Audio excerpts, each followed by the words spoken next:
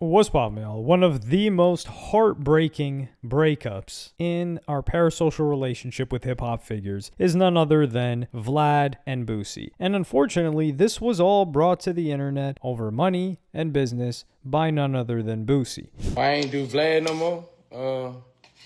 We couldn't come up with a agreement. He ain't want to pay me. I wanted $5,000 more than he wanted to pay me. He didn't want to pay me, so I think I'm going to make more money doing it this way. And I'm editing my interview now.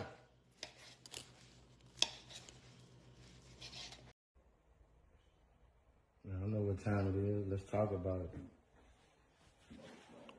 Uh-oh. Y'all get ready. In 7 months. Let's go. So I don't think many people even thought that Boosie hadn't been on Vlad for a long time, other than maybe like the hardcore Boosie fans that follow Vlad, because Vlad just drops so much content with so many different interviewers and interviewees, because he's getting interviewed himself by different people, that you kind of like, oh, maybe I just missed a Boosie episode or something along those lines. But in my mind, I didn't really think about it. I just thought maybe they were busy, maybe they didn't get back together, something like that. Well, Sean Cotton of Say Cheese TV, who is also in this business and has interviewed people himself and has paid for interviews after Vlad started the system, he would give his thoughts on the situation. I think Boosie is worth that $5,000 increase. If that was me, if I was Vlad, I would have did it. Because Boosie doesn't do a lot of interviews. If you see a lot of these people, the OG Percy's, the Charleston Whites, it's a lot of people who do a lot of interviews, and I get that. You know what I'm saying? Like, I get it. But Boosie's somebody who doesn't do a lot of interviews, and you could really pay him. And he hasn't been on Boosie in about 8 months. So the interview would have went crazy. A lot has passed. There's a lot to talk about. Vlad's just, I heard he's kind of, Vlad is Vlad, man. Like, but yeah, it's a tricky game. Charleston White kind of ruined the game too. Everybody wants, Charleston White is running around talking about how much he makes per interview. So now everybody's trying to. There are some good points here that are made, because Boosie, you don't see Boosie show up to anybody else's interviews but Vlad. And we've seen Boosie rocking with Vlad for such a long time, taking arrows back when Vlad was being boycotted by another two people that were trying to destroy his platform, which we'll get into those guys because they're important figures in this whole thing. So when people are thinking $5,000, they're like, man, Boosie's not, he's only asking for $5,000, and Vlad is just being this guy that won't even give him $5,000 to do some interviews. Well, number one, the way that I look at this is, for Boosie and for Vlad in particular, Boosie had already been doing interviews for free for Vlad for God knows how long, at least a decade before Vlad started charging for them. But I'm like, $5,000, it makes sense. It's been a very long time, $5,000 extra, let's say. It's been a very long time since Boosie has hopped on the platform. There's been a lot of telling, snitching, ratting, which is the best topic for them to approach. Like Gucci Mane's topic, Pooh Shiesty, All-Star JR, NBA, Ben 10, those guys are from Louisiana. They're from Baton Rouge, actually, I believe, Ben 10, and Boosie's from Baton Rouge. Like, that episode would have been gargantuan. So giving him a little pay raise when Vlad has been doing his thing, and also the rumor that's been going around by Sean Cotton. Initially, he just heard the rumor from other people, but he said, maybe the 6ix9ine situation and talking about money of 6ix9ine being the highest paid interview got Boosie talking like this. And I'm inclined to believe that, but Boosie would address what Sean Cotton said. At this point, Vlad didn't even speak.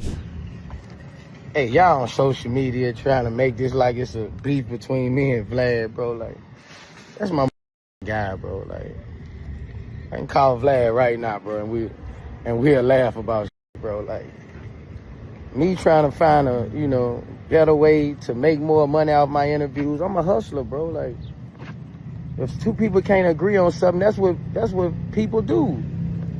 Like, it's nothing, man. It's no big deal at all, bro. Like, call Vlad right now. We gonna laugh this shit out, bro. Like, but me, trying to hustle and make more money if I can. That's what hustlers do, bro. Like, I'm never satisfied, bro. Like, if I can try to find a better way, I'ma always try to find a better way, bro. It ain't got nothing to do with me and my relationship with my partner, bro. Like, it ain't got nothing to do with it, bro. Like, I don't see why y'all upset, bro. Like,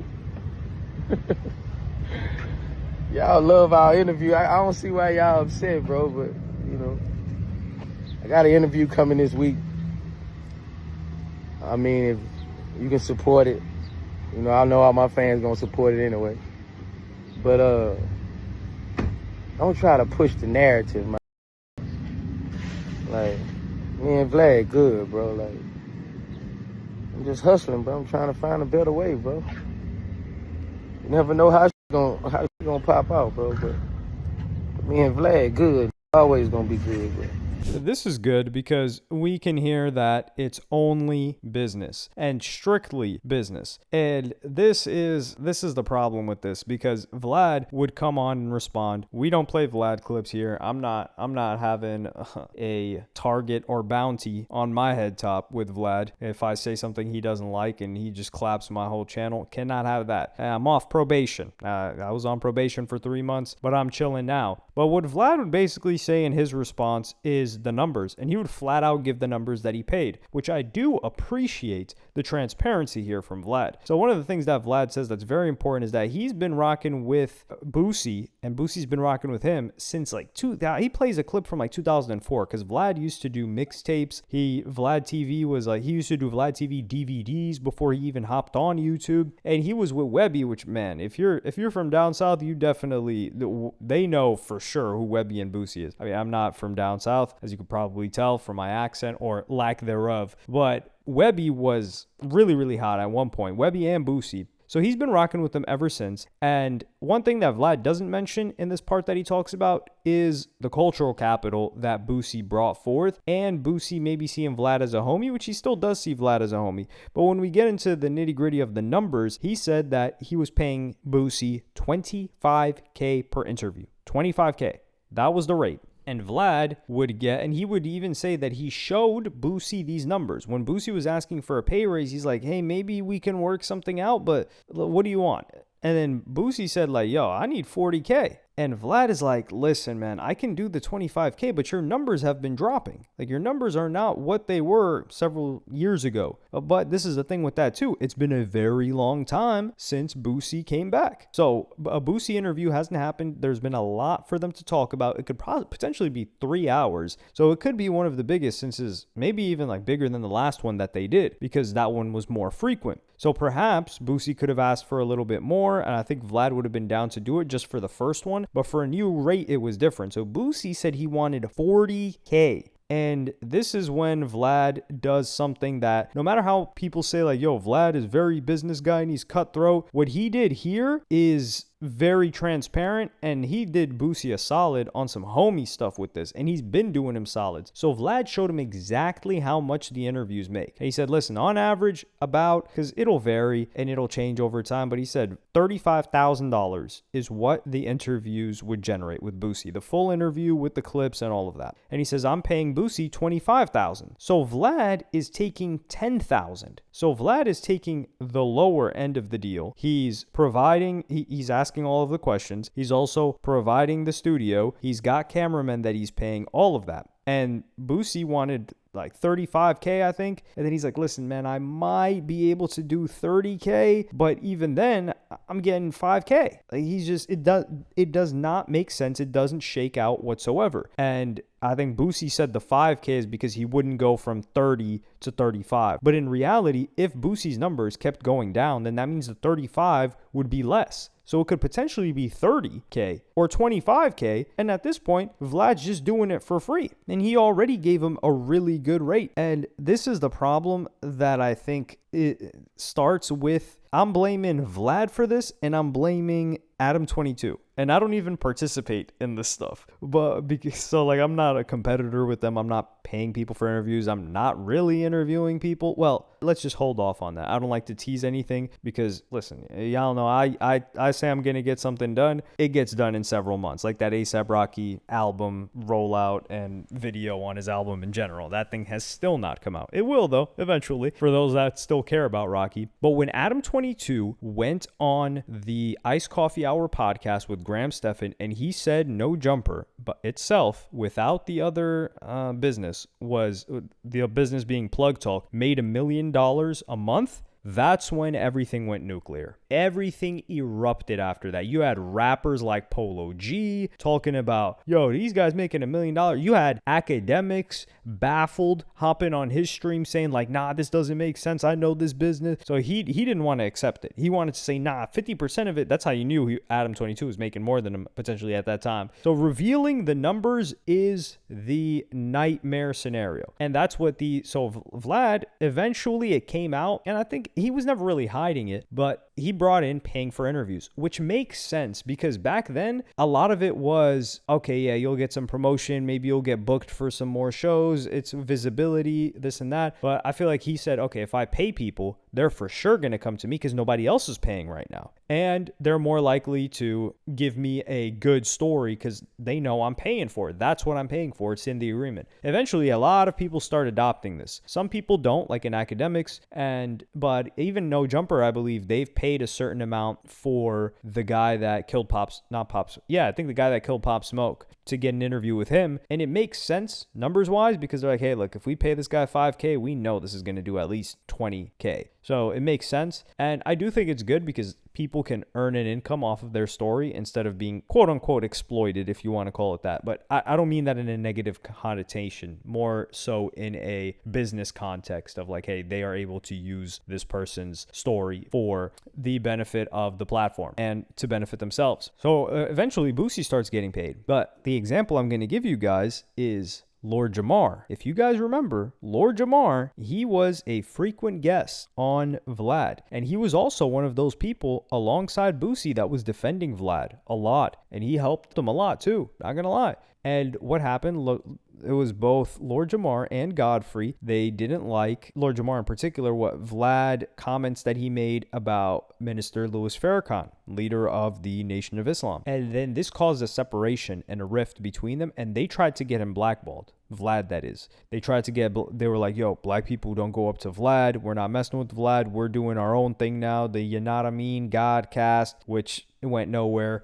We could just interview each other, this and that. So Lord Jamar, Godfrey go do their own thing. They have their own podcast. He has his own thing. And Boosie stayed with Vlad. So this era was where Boosie was instrumental in keeping, like, he was defending Vlad and he was going to bat for Vlad. So these guys, eventually what happens? Lord Jamar comes back on Vlad as a humiliation ritual because Lord Jamar was there when there weren't any payments. So Lord Jamar, he gets back cool with Vlad. Vlad brings him on. He pays him. And like I said this when it happened, and nobody's done an update. Where's Lord Jamar now? Has he come back to Vlad? No. He flopped on Vlad probably. And Vlad's like, yeah, I brought this guy back. I did an interview with him. I made him look terrible. And I sent him back on his way, on his merry way. Let's see if he can keep things going. And that even ruptured the relationship between Godfrey and Vlad, or Godfrey and Lord Jamar, because Godfrey's like, yo, I thought we were standing in solidarity. I'm not going back there. And you went back out there like a sucker? Man, hell nah. So Vlad completely obliterated that side of things. And I think Boosie's going to come back, but not like in a humiliating manner. But I don't know if Vlad is going to have the same offer, because Envy would even reply to Boosie. He could ask for what he wants, but Vlad is going to do everything as numbers, right? And I know Boosie said he's going to start his own and he's going to, do his own thing. The thing with that is Vlad already has the built-in subscribers. Right. So Boosie can get there. It's just going to take some time. And if he's willing to grind it out and take that time, that's cool. But I get what Vlad is saying. Everything is dollars and cents. And if it doesn't make sense, I'm not going to pay for it. I need a return on my investment. Envy. Because, well, first, let's listen to Boosie, the original the audio that made Vlad even drop that response. I ain't do Vlad no more. And then Boosie would respond to Envy. DJ Envy. I haven't seen the video. I can't find it, but they saying that you saying I'm asking for too much money because I don't have the numbers on the platforms. Well, if I'm getting 25K from Vlad and I'm on that motherfucker how many times a year? And now I ask for 35, I haven't been on there for seven months. How am I asking for too much money? On a year basis, I feel I saved him money. That's how I feel, and I told Vlad that. But for you to say that I'm asking for too much money, you're not looking at the yearly rate to what this yearly rate would be. And it don't matter if somebody richer than me. It don't matter if somebody got more numbers on their platform. Plenty of people that been on Vlad. A lot of times they still won't do the numbers Boosie do. Numbers and everything don't make you motherfucker. I'm Boosie. I'm different, you know. But just think about that. 25, 6, 7, 8 times a year. And it's been 7 months and I haven't done an interview and I asked for 35. That's why we feel we couldn't come to agreement. And also, why you think a lot of motherfuckers watch Vlad TV? Let's be honest, bro. Like, let's be honest. Who turned you up on Vlad TV, man? Who you watch over and over again? Like, you know, like our connection, like, bro, come on, bro. Come on, bro. When you talk about interviewing and you bring Boosie name up, you bring Vlad TV name up. When you talk about Vlad interviewing somebody, you bring Boosie name up. So Envy, I feel you wrong on that. I feel you wrong. You can call me the Breakfast Club and we can have it out. I will make you understand. Boosie is correct in what he's saying here. So is Envy. Although what I'm going to say is this is going to fail. Boosie interviewing himself and dropping an interview, like, people will check it out. But really, are they going to check out the full thing? I think it's just going to be disseminated into clips. People will watch a couple of clips on X or Instagram. Boosie's going to make no money from it. And that's going to be that. And he's going to realize, because this is the thing, and Vlad even mentioned this, Boosie is going to have to pay for a cameraman. He's going to have to pay for an editor. He's going to have to figure out how to package this. He's going to have to figure out how to monetize this. And all of the people that Boosie was going to hire for this, in their brain, they're like, oh, yo, Boosie's rich. He can pay. So they're going to upcharge Boosie, and Boosie doesn't know, okay, what's an appropriate rate? What should I pay? What should I not pay? So they're going to hit Boosie upside the head with rates, just like Boosie was kind of trying to hit Vlad upside the head with rates. But I don't think he did that intentionally. He just felt like, hey, look, you know, I feel like I'm worth this much. I don't know what the numbers are. I don't know what the rates are. And I feel like I bring a lot of value to your platform, which I don't think Boosie was wrong to do or to ask whatsoever. But the thing is, Boosie is not an operator. And this is where people think like, oh yeah, just do it yourself, bro. No. And I'll give you guys a couple of different examples. Like, for instance, you have Vlad. Vlad is an operator. Vlad, he was a DJ, but he was always behind the scenes, behind the camera, managing the numbers. Like, he brought forth this new business model. He's got everything in the spreadsheets. Vlad is the operator. He's the interviewer. Like, if Vlad was just making content himself, do you think people would really stick around? Do you think he would have built a platform that big? No, for the majority of the time, hell, for like 10 plus years, people's complaint was like, yo, Vlad, you interject too much. Just shut up and ask the questions and let the guy talk. That's what we're here for. Now, it's gotten to the point where Vlad's built himself enough. I think he's practiced a lot as well, speaking, to where he's getting interviewed and it does numbers. But still, at his core, he is an operator. Same thing with Adam 22. And Vlad ran a website first, too. And he was a programmer. So you have Adam 22. Adam 22, he's got started. He was more of a behind-the-scenes guy, if you want to call it that, but he had the Come Up. The Come Up BMX, he had a BMX blog. So he was operating a blog. He was writing a lot. And he was also filming BMX videos. Eventually, he does the podcast.